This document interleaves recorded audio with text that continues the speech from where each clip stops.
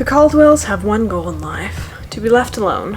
They've been living on the backwater planet of Kadar for years, smuggling and scavenging their way to a comfortable life on their homestead. But you know the saying about all good things, they come to an end.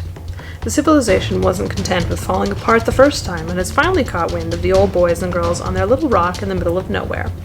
Ain't nothing much they can do about that, though, except fight 'em. It all comes down to 3 generations of Caldwells: Luke Drifter Caldwell, Woodrow Appetite Caldwell, and Cassie Kindle Caldwell, as they fend for everything they called home. What is isolation worth? So many of these book reviews end up being about fantasy books, and I love fantasy books, they are wonderful, but I like reading other stuff too, and the fact that this is space opera makes everything just so much better. Oh. I love space opera. Anyways, this book is really fun. It's about a family of mutants who live on a sort of backwater planet, trying to keep quiet from civilization, except that they're, smugglers and they make moonshine and all of those things. And then people, the Bluecoats, the civilization military force, they come and they want to take the planet from them. And the Caldwells disagree. And it goes from there. It's so fun. I mean, this is absolutely space opera, and it is absolutely a perfect representation of the genre, and I loved it a lot.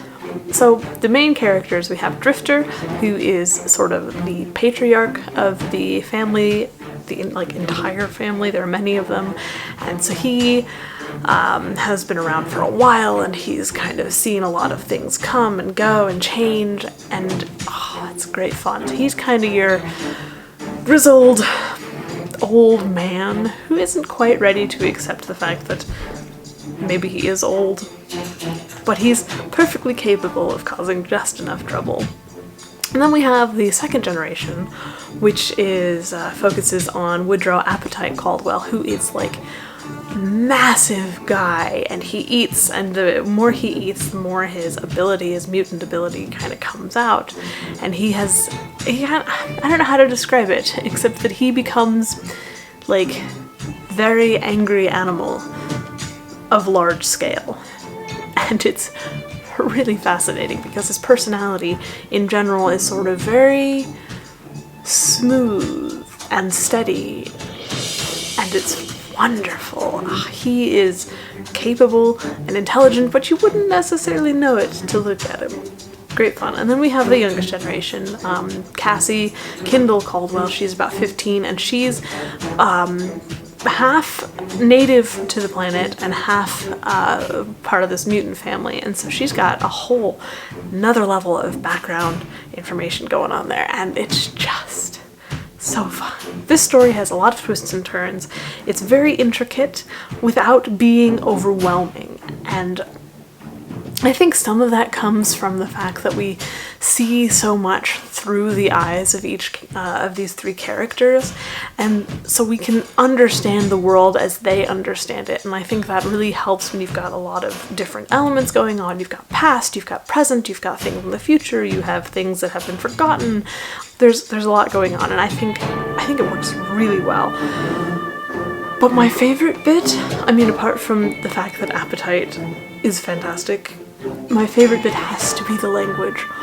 Oh my goodness, it's written in, it's the perfect style for what you would expect from someone from a backwater planet. Think Firefly, whose language was perfectly pronounced and refined, but so sort of, you get things like Corpsify. It's just beautiful, and this does that so well. The thoughts are that way, the narrative description's done that way. It's just so cool, so perfectly done. Absolutely stunning. Yeah, I don't care where you're from. I don't care what sort of dialect you want to use.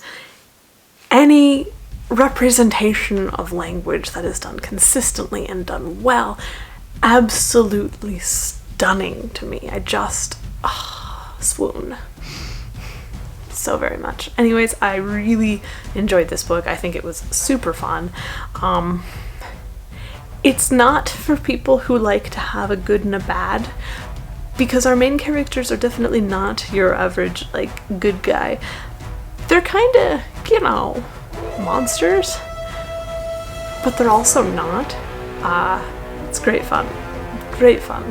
Anyways, that's what I've got for you this week. Dusk Mountain Blues and Deston J Munden stuff all in the description box below. As usual, I will link my interview I did with him a while back in there as well. I believe the next one's coming out sometime this fall. Shows you how good I am with the calendar. Yeah. So you can, again, find all of that information there. You can find my links there too. I finally got this book from the printer. Yay! I'm very excited. That's pretty much all I've got for you today. I would say have a fantastic day, don't cause too much trouble, and if you do cause trouble, well, do it well. So I shall see you next time.